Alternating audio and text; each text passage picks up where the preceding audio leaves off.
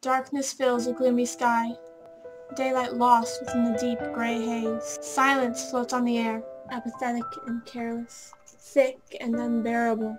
Sorrow weighs heavily down the hearts of the masses. Shards of glass fall from above like little diamonds, little tears dropping down and shattering as they hit the pavement. Somber music from the sky, slow and deep and loud. Quiet funeral procession for the ones dead, lost, forsaken.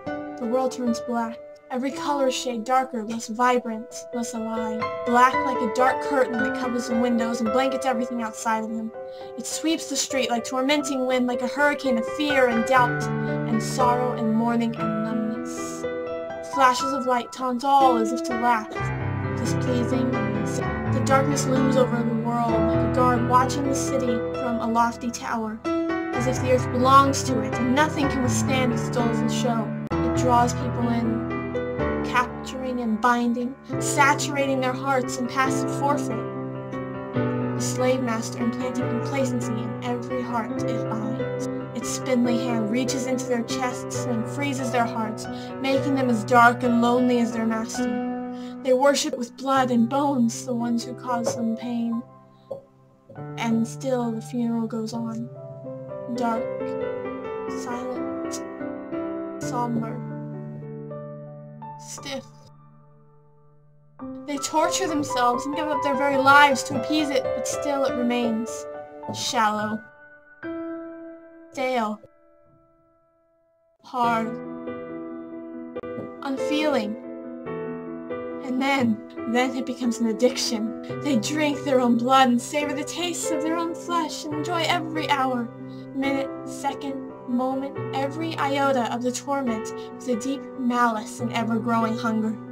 Yet as their eyes grow black and glowing red, as their fangs grow and the corrosive venom courses through their veins, there comes on the horizon a light. What repulsive, vile thing comes from afar?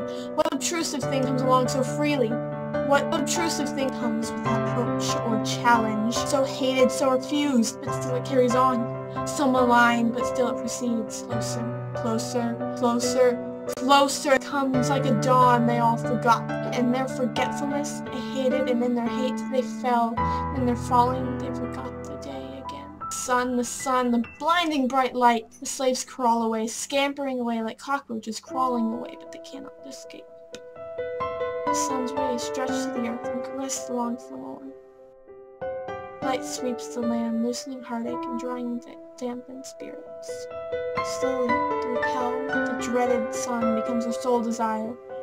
To reach, to touch, to love the sun, the light that set them free, the wonderful, beautiful, emancipating light. But as the darkness sweeps back in, their old desires return. Not for long the lost are so, and the sun shows again. Never leaving, never latent, neither sun nor storm, but always present, always battling. Yet will we not for such times as the storm and chaos bring? Would we appreciate the sun, the daylight rising, and were we forgiven little? Would we not little love? Perhaps the darkness is worth it, and at last the light comes from above.